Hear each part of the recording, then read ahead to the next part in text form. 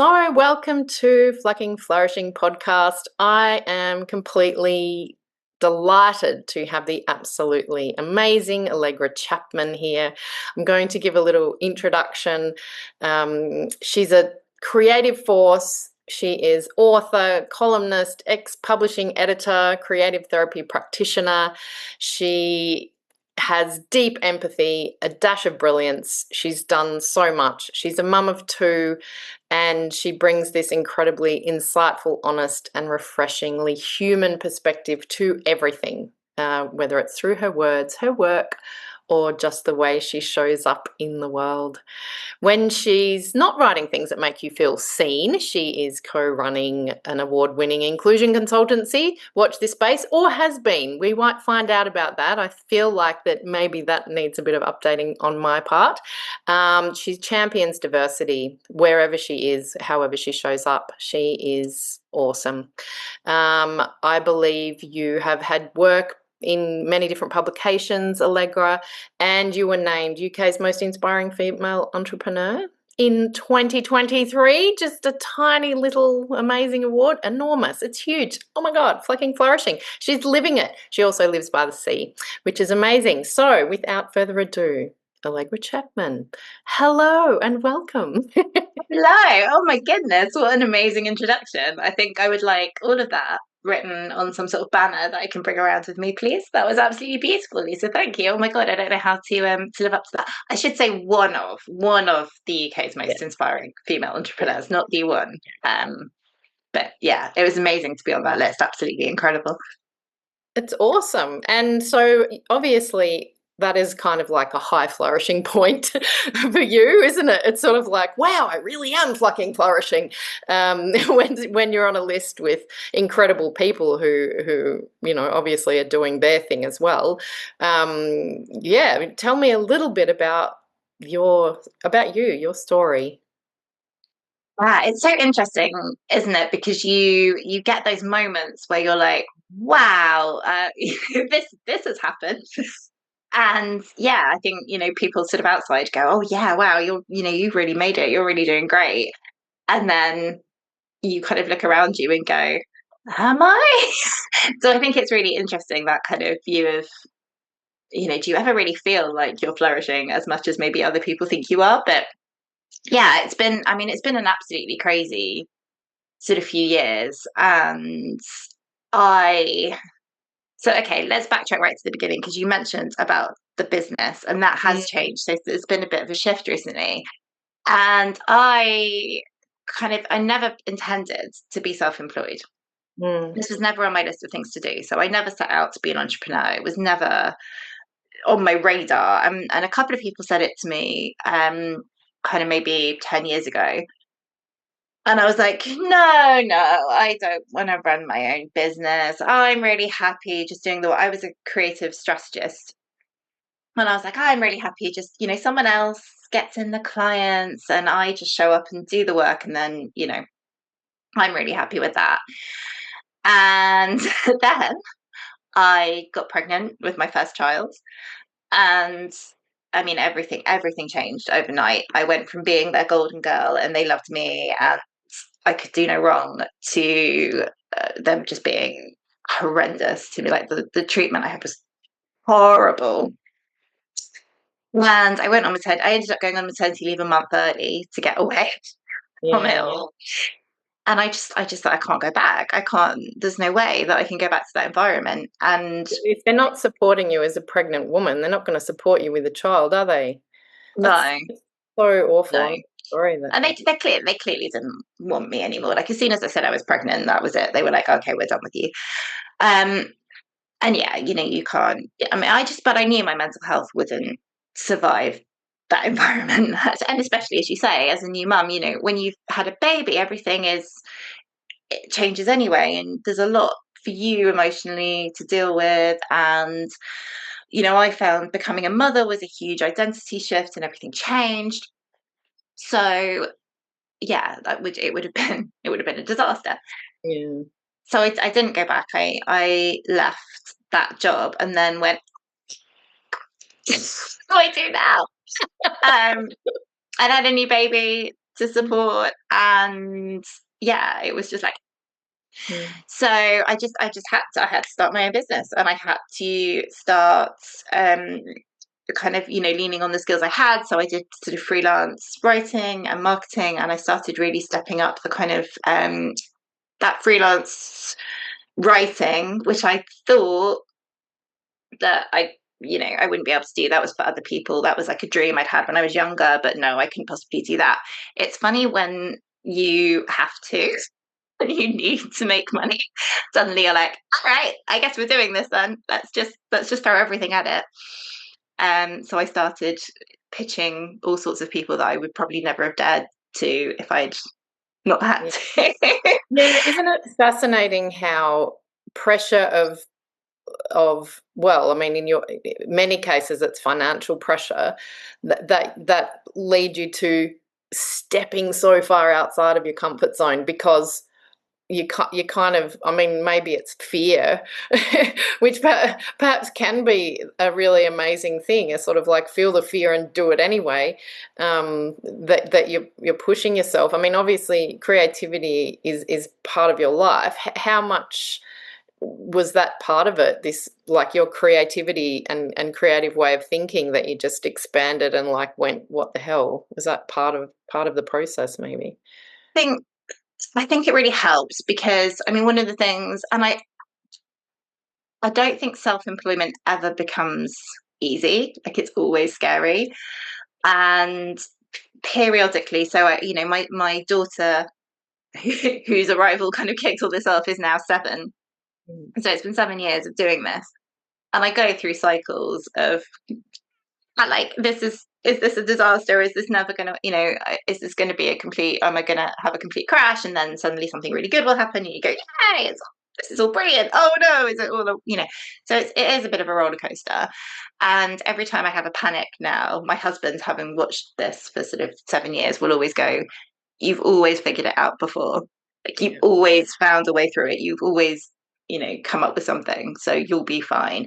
And I think that is probably, that fear never goes away, but you do get better at rising it, because I think, especially when you are a creative person, you will always come up with something. Like, there is, and that is definitely one of the good things for me about having a creative brain and having a neurodivergent brain as well, because I think that plays into it.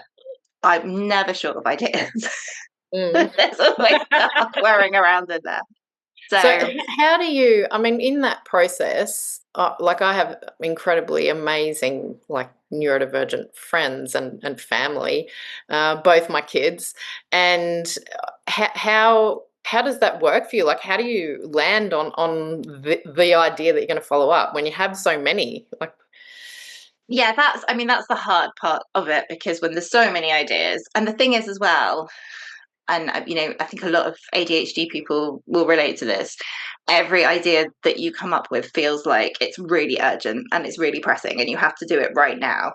So that can be kind of a challenge. So I've got a big ideas board, which you can't see, but it's up on my wall here, yeah, which is basically just a big sheet of paper.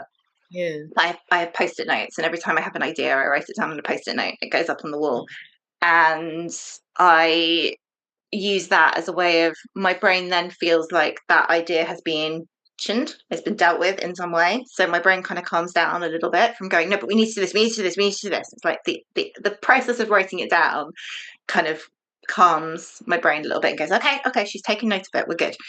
Um, and so then I feel like I can park it a little bit, and then I come back to that wall regularly and go, okay, what's on there?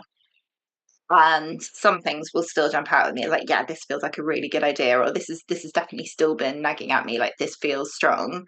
Whereas other things I'll go, yeah, do you know what, that was a fleeting moment, that probably isn't so important, that one can come down now. um and I can start to have kind of a more calm approach to it, around, well, maybe we'll deal with this in kind of 3 months. Maybe this is one for later down the line. Okay, no, actually, this one is for now.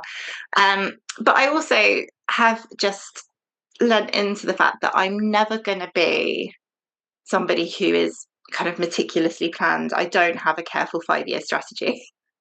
And I've kind of embraced that now, because I don't, also, the one thing I've learned in my life is that, you make these plans and almost certainly something is going to go off piece and change. So I kind of feel comfortable with the fact that I don't have a 5-year plan. I am quite intuitive in what feels right to me in the moment, and I just kind of lean into that and go with it.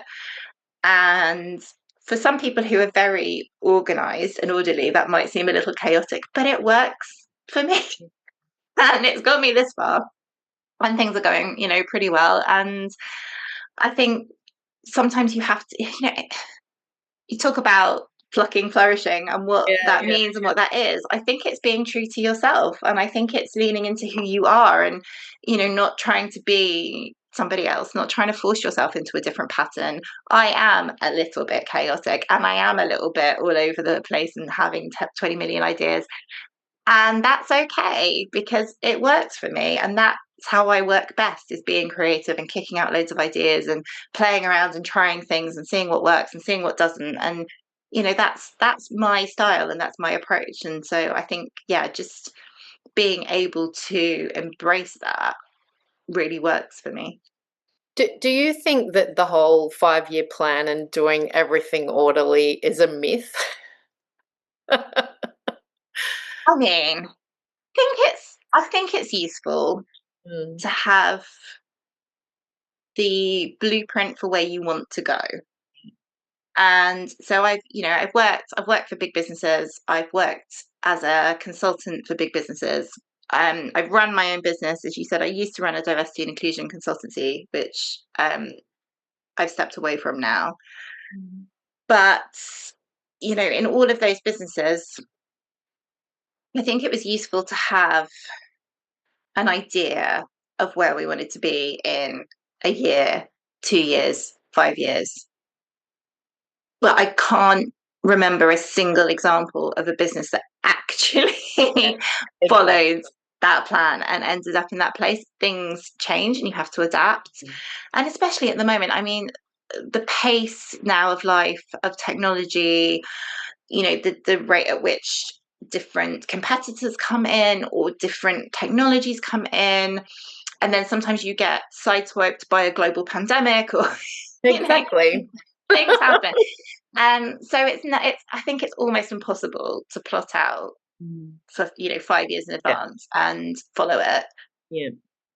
And I think if you do, I think if you stick to that plan really rigidly, you're likely to get yourself in trouble because the Mm. world isn't going to be the same in 5 years Yeah. than you thought it was right now. So I think the best approach. I'm not saying I do this, but I think the best approach is to plan ahead, Mm. but be flexible with that plan. Mm. So hold that plan lightly and be willing to adapt and keep reviewing it and thinking, okay, is this still serving me? Yeah. Is this still the best approach? What do I need to change? Mm.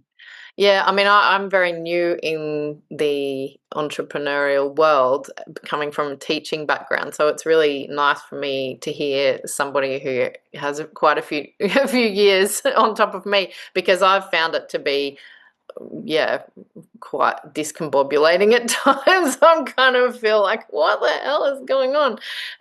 So it is nice to hear that, because I feel like it's the intention more than anything. It's the intention of, well, in 5 years, this is what I would like to have it look like. I am a very orderly person, but I still know, like you said, life throws up whatever the fluck. I mean, it really can be just, shit that you think, are you serious? And like a pandemic, I mean, none of us had any control over that and had to pivot quite, you know, yeah, in ridiculous ways and stressful ways, and it was so stressful on in so many levels, um, and so yeah, being able to have that flexibility and knowing that, well, that's part of it. That's part of the entrepreneurial journey. And as you say, technology, it is changing so fast, and how can you fit into that? Um, and yeah, it's tricky, isn't it? But it's part of life. Yeah. But like you say, I think if you have that idea of where you want to get to, I think it's about Mm. having the big vision. Yeah. of what you're trying to create in the world, what impact are you trying to have. Mm. And then if you know that, if you know where you want to get to, and you know what you're trying to, overall bring to the Mm. world and to yourself, to your own life, then you can adapt. Because, okay, if I know, so my focus and my business is supporting people to engage with their creativity, and that's my kind of my guiding star for my business, is to help people unlock their creativity, share their voice. Mm. And my focus has always been on people who are neurodivergent and people who have maybe struggled with their mental health, their physical health, Yeah. who have sort of different challenges that make accessing creativity kind of more tricky. So that's the kind of guiding stuff. And then for me, for my life, I know I want to have freedom and flexibility to do the things that I love doing, to spend time with my family, to be there for my children, to be able to spend time on the beach and, walking in the woods when I want to, and to not feel really pressured and overwhelmed, which is what I felt in corporate life most of the time. So if those are the things I know that I want to achieve, then I can do that in all sorts of different ways. I can flex with the technology. I can, adapt to different methods of delivering, workshops or content, or, there's all sorts of ways I can do it. But, that's my kind of, if I can keep that vision, then I don't get sidetracked by, oh, look, there's a shiny thing over here, or, oh, maybe you could be, doing this, which is very easy to do. So I can bring myself back to, does that fit with the big vision? But then, as you say, if a big change comes up, if something massive happens, then I've got that flexibility to adapt to it. Mm. So you have an amazing book that you have written that is out there in the world, a book baby. Tell me a bit about that, because it feels like this book is like, this is how you can really flourish. Well, yeah. So my book. Can you see my book behind me? Yeah. So the book is called "Creativity is Your Self Care," which is probably my message to the world. And so self care is a tricky word, isn't it? Because people talk a lot about self care, but it gets packaged up in this sort of capitalist box of, buy yourself some bath salts and some essential oils, and and everything will be okay, and don't worry about the fact that patriarchy and colonialism is destroying your life, which is obviously not helpful. And I think especially if you are a busy mother, if you are neurodivergent, if you have health challenges, self care then becomes something else for your to do list. And it becomes another pressure, and it's another thing you're not doing right. And it's just, it just becomes stressful, and it just becomes another vehicle to persuade us we have to keep consuming. And I think a big part of, I could very much get on my high horse about this for a long time, but I think a big part of the Go for it. here we go. Lisa I'm was with like, I you. thought I was just asking about your I am book. Here we here. go. But yeah, I think, a big part of the issues that we're facing in the world is that we have been programmed to just constantly consume instead of create, and that's not what we were designed for. So it's not benefiting our well-being, and it's not good for the planet because we have finite resources. And also, when did we decide that the planet was a resource instead of the And who thing that decided sustains our that? life? Yeah, well, Who decided that? Because it wasn't us. no. It wasn't So women. yeah. So anyway, Mm. That aside, I think we need to reclaim the word self-care. We need to look at what it actually is, which is quite literally caring for ourselves and nourishing ourselves. And my people are the change makers. My people are the ones who don't want this world where we just consume and use the planet as a resource and drain it for everything it's got, where we use people as a resource and just drain them for everything they've got.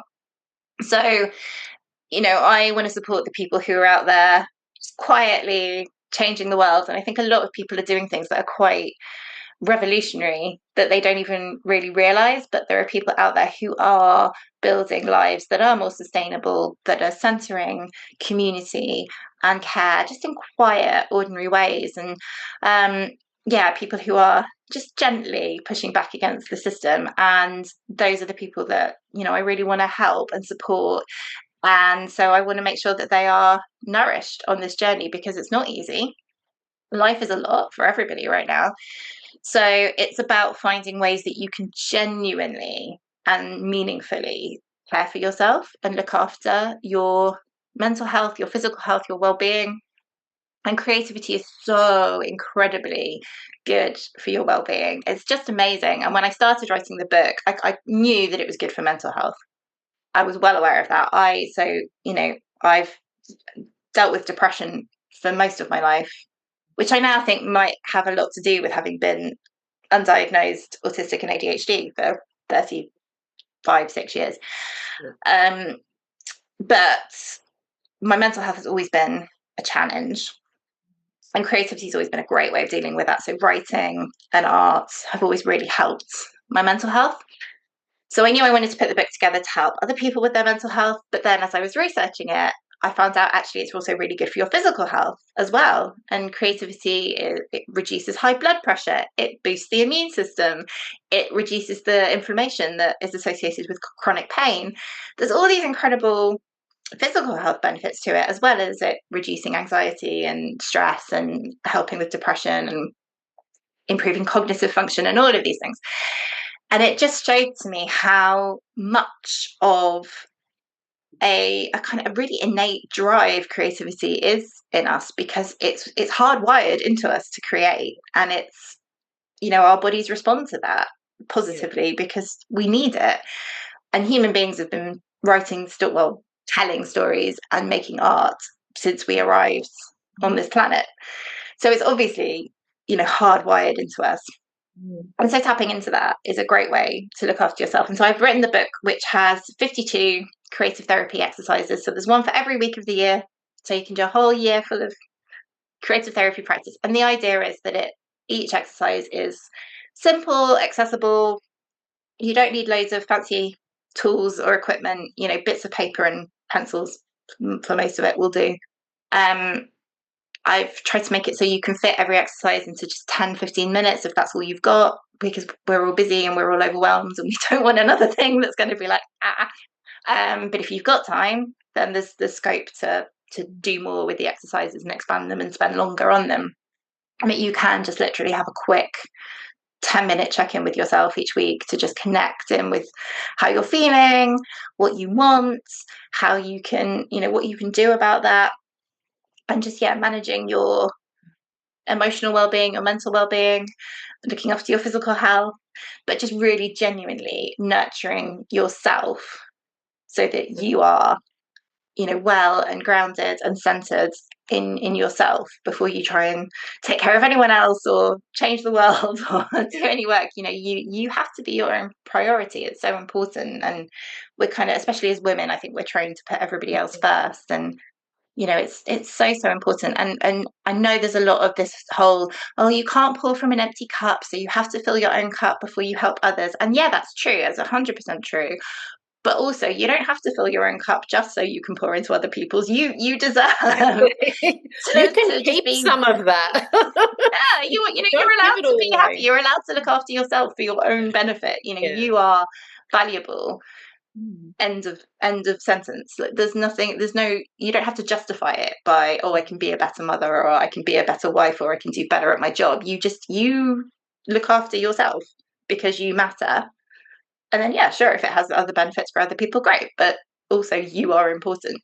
That's right. I think that's something that has disappeared, certainly in my lifetime. I'm sitting here just over 50, and I've seen it. I think about how I'm a history teacher by background, so I'm always looking at history and how it's changed significantly in my lifetime. The idea that we're consuming too, it's not just purchasing, we're just like watching passively as we're taking in more and more information or watching reels or all of that. which can be fine in small doses.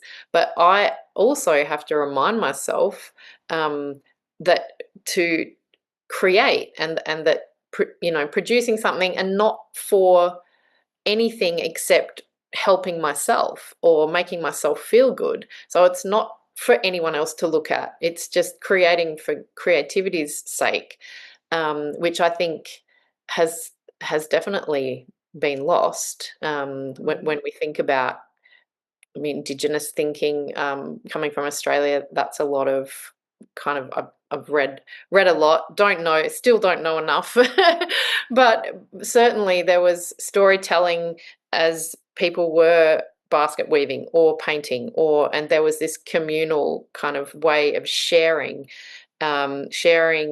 knowledge.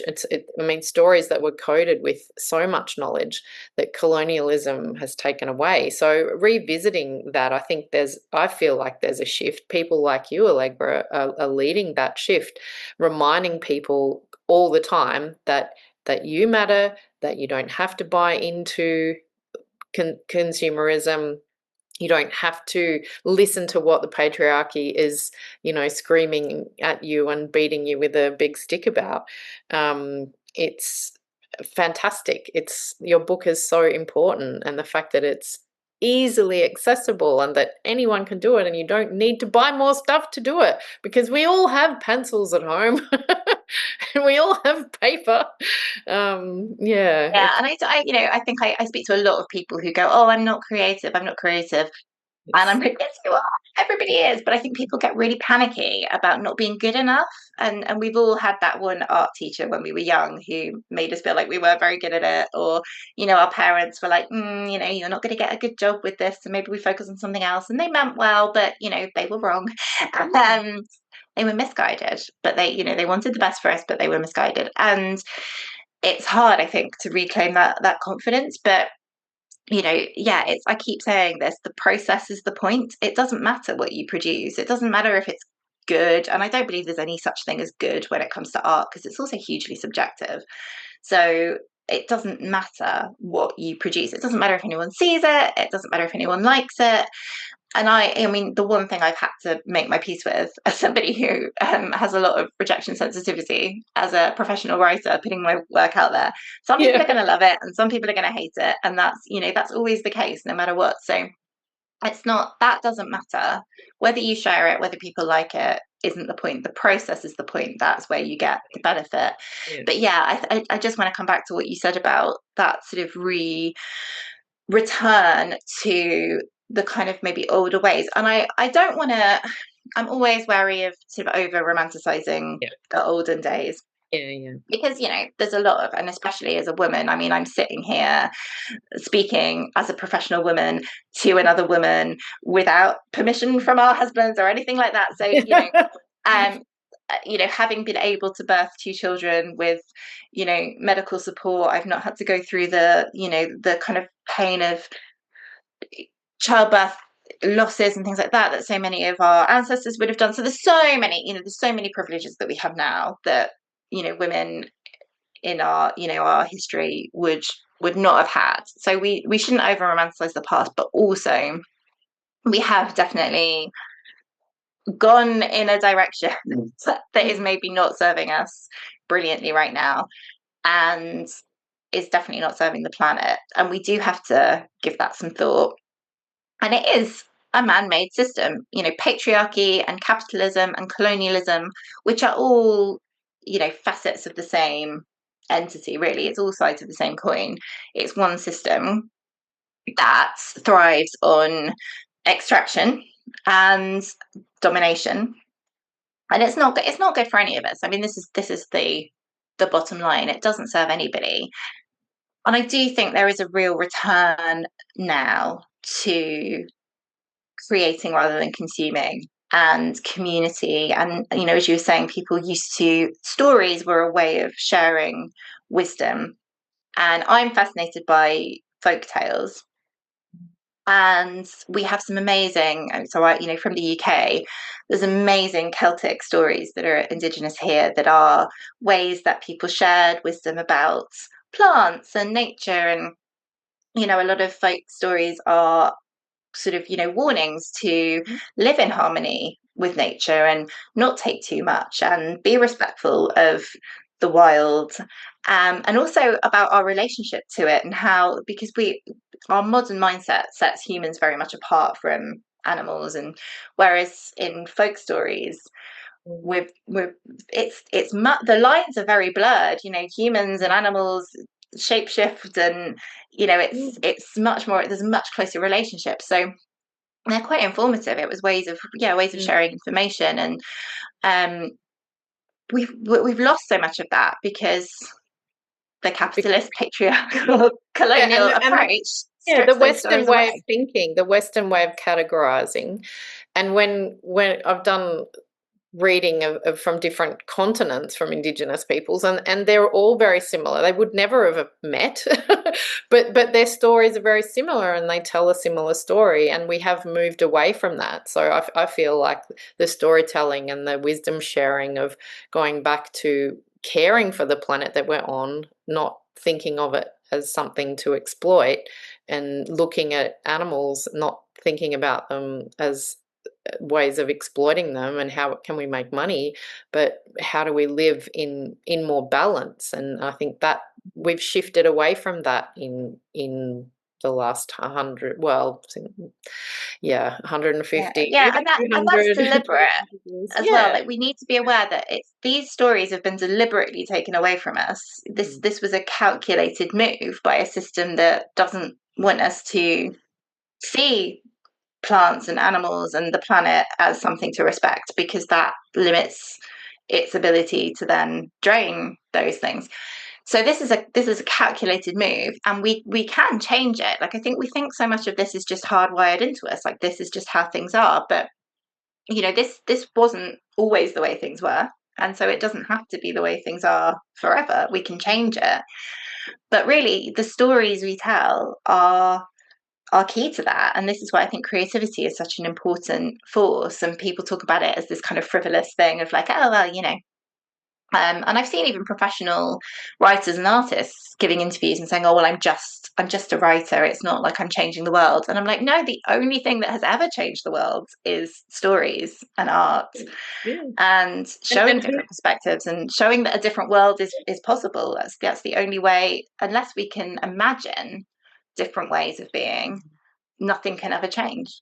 right. I was thinking to COVID, at a time everybody turned to the artists, the creatives in that incredibly difficult time for everybody. There were free concerts, there were people were running workshops, they were connecting in ways. Thankfully, technology has allowed us to do that. But in times of crisis, it's the artists and creatives we turn to give us hope. And it's amazing that, I guess, we can think otherwise, or that society has kind of, that even artists themselves will say, well, I'm just, like, it sort of breaks my heart a little bit. Yeah, well, we've See been how programmed. We've yeah, been yeah, that's conditioned right, to yeah. see it that way, and again, it's a calculated move, and if you think about the sort of mythology, and again, the stories, this system uses stories against us. It creates the story of the starving artist, or the kind of the mad artist, or Mm, all of these sort of mythologies that have grown up around what an artist is, what a creative is, to undermine it, to make it seem not desirable, to keep people away from it, because the system doesn't really want you to be creative. It doesn't want you to imagine something different. It doesn't want you to ask questions, because questioning is a big part of creativity. You have to think, well, what if yeah. um so yeah, the system doesn't want that, so it's worked quite hard to undermine it. And if you think about our education system, and how, and I mean, this is something that I wrote about a little while ago, because my daughter now is, I mean, she's an incredibly talented writer already. I mean, at 7, honestly, she's writing these incredible stories, and she's a very talented artist as well. And I'm looking at the way she's being taught to write, and I just want to cry, because I'm like, oh my God, because the only thing the teachers are concerned about is, well, she's not using enough paragraphs, and you shouldn't start a sentence with the. And I'm like, oh my God, like who cares? This is like the least important part. She's got this amazing narrative voice. And to have such an authentic, original voice so young is incredible. So I'm like, oh my goodness, it took me until I was in my 20s to find my voice. She's got it at 7. Like, nurture that. That's incredible.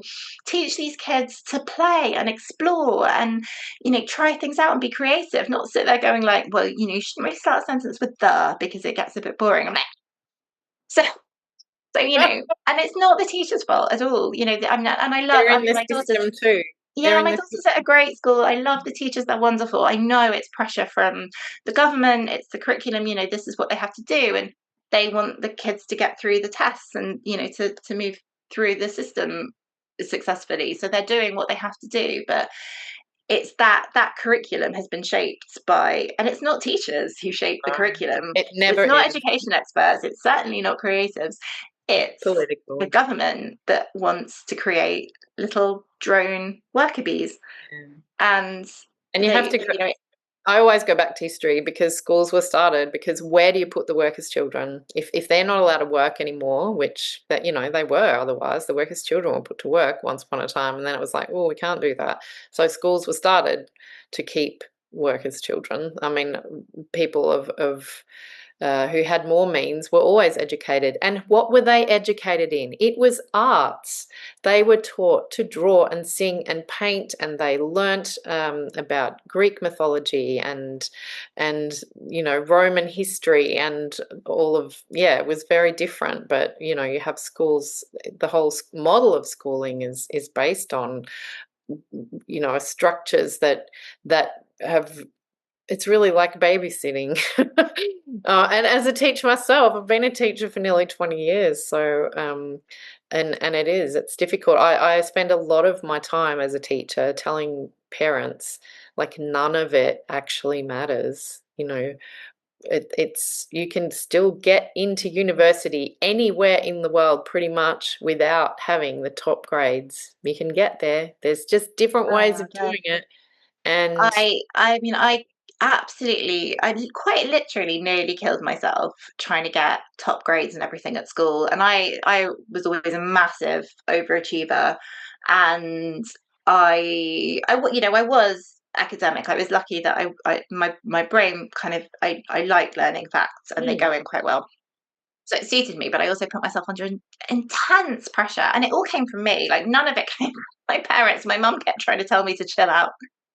I was like, I put myself under so much pressure. I kind of did have a breakdown towards the end of school because I was just so overwhelmed. I mean, there's a lot of other stuff going on, and again, I think the undiagnosed autism and ADHD and things like that, and it all just, it all got on top of me. But the pressure at school was a big part of it, and I think now, I worked my arse off, and I got good grades despite despite having a breakdown in the middle of it. and I got and really that good A is levels. wrong. Isn't that wrong? Like, what? Who cares? No one cares what I got at GCSE. No one cares what I got at A level. People barely pay attention to my degree. I have 2 degrees. I have a master's degree. Nobody cares. And it's like, what was I? Why did I put myself through that? But you're taught to believe that it's so important, and it isn't. It doesn't matter. And I just, a huge respect to teachers. It is a hard job. It is such a hard job, and it's so underpaid, and it's so undersupported. And God, if anyone needs self-care, it's teachers. But it's, the system is so relentlessly cruel to them. So it's an awful job being a teacher. Nobody is blaming the teacher. It is all the fault of the system. But like you say, the system is designed to churn out factory workers. Like that's how it was designed. And we're still using that same system, but putting so much pressure on teachers and parents and children to live up to this system, which is meaningless because we don't live Yeah. in that industrial situation anymore. So what on earth are we doing? It's And just what are the absurd. skills that children are going to need in the future? Well, it's creativity, isn't it, Allegra? Well, so this is the thing as well, is that I've had 2 people come up to me in the last couple of weeks who are consultants for big corporate businesses to ask me if I would run workshops for their clients because all the businesses that they are working with are saying that they're really struggling with creativity. Nobody can innovate anymore. Nobody is coming up with new ideas. People are really struggling with problem solving. And the business is stagnating because they don't have that creative skill.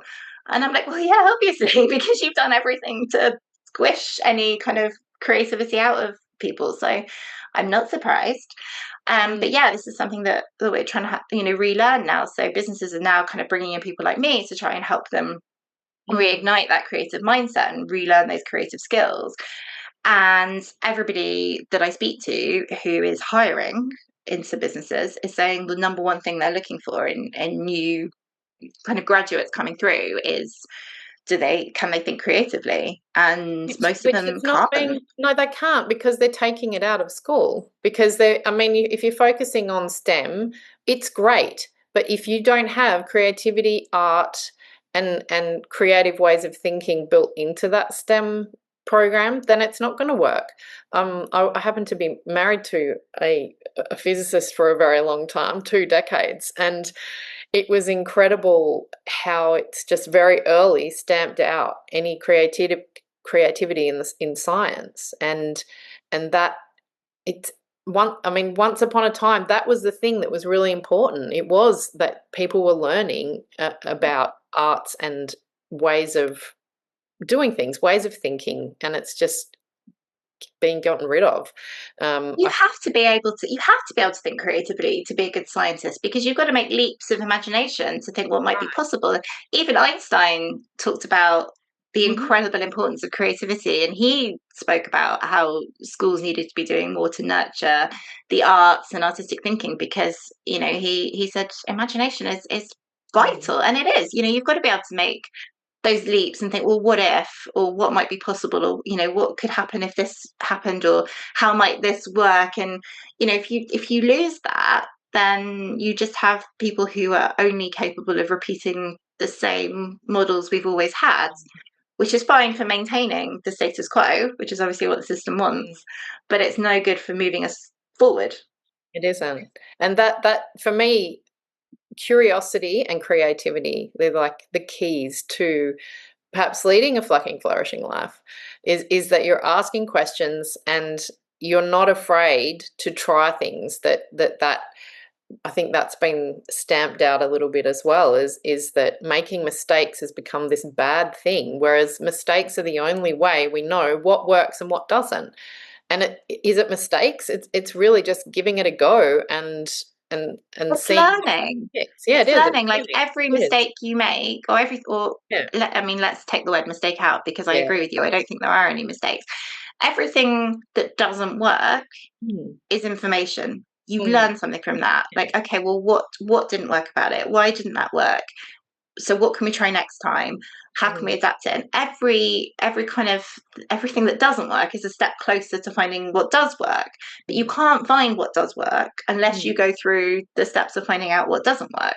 No great Exactly. invention has just happened. There's always Mm. been 25 versions before it or more that Or didn't more, get to yeah. come. Because you don't know what you don't know. And so if you're not giving it a go, then you never get there. It Exactly. But yeah, again, we punish it at school. We make people feel bad for it. Um, we really lay into public figures if they change their minds on something, or if they will don't know an grow. answer to something. And Yeah. it's like, well, no, those are key skills, is being able to go, oh, Mhm. actually, yeah, I've looked at this and I've decided I was wrong, and now I think this. Like, if you can't ever change your mind, and if you can't ever make a mistake, well, how can you ever do anything? Like, how can we ever move forward? It's just, Exactly. yeah, it's an absurd way to live. And I genuinely believe that if we could embrace a more creative and more flexible approach to life, like you say, that centers that curiosity and that playfulness and that willingness to try and explore, that is Mm. so rooted in creative thinking, I think the whole world would be in a much better place. So we're champions of it, aren't we? I'm going to ask you a little question now. Um, what advice would you give to anyone who is feeling stuck or not feeling so flourishing? I think first thing is always to look at why. Where are you stuck? What's not working for you? And sometimes it can be really hard to look at that because it can involve some pretty tough issues to face, some hard truths. But I think, your first step is always to look at what's holding you back and what's not working for you. And I said some of this at the beginning. I think you can't flourish in life unless you are living fully as yourself. And so I really believe a lot of it comes down to understanding who you are and what your needs are and what you really want and where that's not happening, where your needs aren't getting met, where you're not able to kind of lean into what makes you happy and what drives you. And look, we can't all just do the things that make us happy all the time. Like, I would love to just never have to do my tax return and spend all day sitting on the beach, just, thinking about stuff. I was really jealous of like Greek philosophers who their whole job was just to sit around thinking. Yeah, I would have been great at that. They had wives and slaves.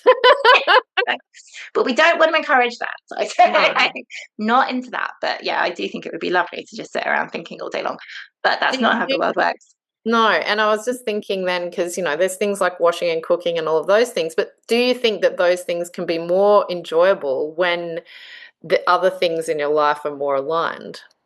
Yeah, definitely. I mean, there's that social media post that keeps doing the rounds where somebody, and I forget who it was, so apologies, but somebody said, "What I want is for the robots to do my laundry and my cleaning while I do the creative stuff, not create art while I do my laundry and cleaning." So I'm very much in favor of that. If somebody could design a robot that would do my cleaning for me, that would be great.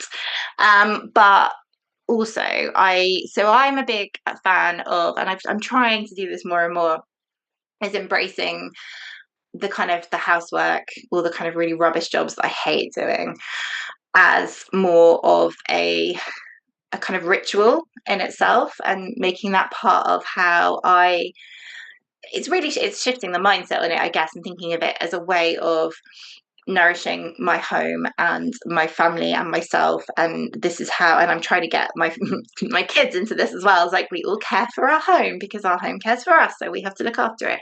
And making it more of a kind of embodied ritual and a process of doing all of that. But when you feel overwhelmed and stressed generally, then it just becomes one more thing to worry about and another thing to feel stressed about. Whereas when you feel like, you're excited to do your work and you're balanced in the way that you're doing it, your energy is flowing much better, and it is just much easier to go, right, okay, now I will spend a bit of time tidying the kitchen or whatever, rather than like, oh god, I've got to go to work, oh god, now I've got to clean the kitchen, oh god, now and then it just becomes another stressful thing. And it can be a choice of how you view it. Like, I'm very much of, I'm flipping things. It's like, are you able to be more playful in your everyday life, even if your job is draining? Are there ways of being more playful? Or is there a way of implementing some kind of playfulness instead of seeing them as chores, that a ritual? I love that idea. Or that you're nourishing yourself, or that you're doing something, maybe you're listening to a podcast. I have a friend who, that's her thing. When she's cleaning the house, she listens to podcasts, and it's like really energizing. She feels really good. And so she's doing that. Or I'm a mindfulness teacher, and so that you're making it a mindfulness practice, that you're really focusing on how you're feeling and how your body's moving and what's happening, and that's part of it. So a big fan of flipping things on its head, because, as you said in the beginning, you can feel like flourishing is a long way off, but really it's only now that we have, isn't it? So Totally. And I think, we feel like, and I do this myself all the time, like, I will be flourishing, everything will be good when I can pay somebody to do my cleaning, when I don't have to work this many hours a day, or when I have, this kind of house, or these holidays or whatever. And actually, those things are all great. And I'm not saying don't work towards them, but also we have to be able to flourish in the life we have right now. Like, it's no good putting everything off, thinking, well, I'm going to work myself into the ground now in the hopes that one day things will be better, because none of us know how long we've got. We don't know if one day's ever going to come.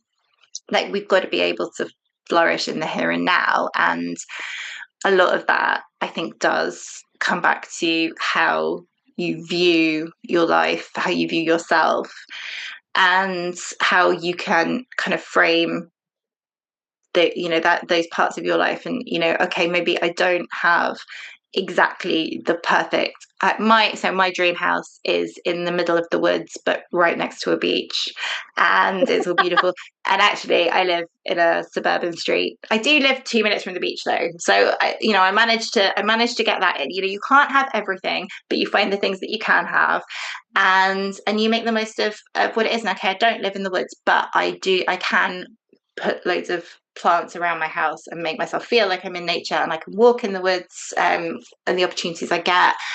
So yeah, it's just kind of, you have to try and create those moments of joy where you can, but also, we need equal division of labor. Like, it can't be all that us just, as women doing all of the housework and the chores, and then trying to change our mindset to make ourselves really happy about it. Like, we can reframe it and make it positive for ourselves when we do have to do it, because even if we have equal share of labor, and my husband's fantastic and he does do very much, it's very balanced, but I still have to do some stuff, so I can make that positive when I have to do it. But we can't rely on that as women just have to reframe the housework as a positive embodied thing. It's like, well, no, also we need balance in our homes. We need to value this work a lot more as a society, care work, and things like childcare and caring for elderly relatives and looking after the home. All of those things need to be much more valued and supported. So we do, it's got to be a balance between how we nurture ourselves internally and how we change the systems externally. I love that. Thank you so much. What an amazing discussion. We've covered so much. It's been fantastic. And as my very first podcast guest, Allegra, it's very exciting to have had you here. So thank you for your time and your presence and your amazing energy. It has been an absolute pleasure. Oh, And it's been a joy. Thank you so much for having me.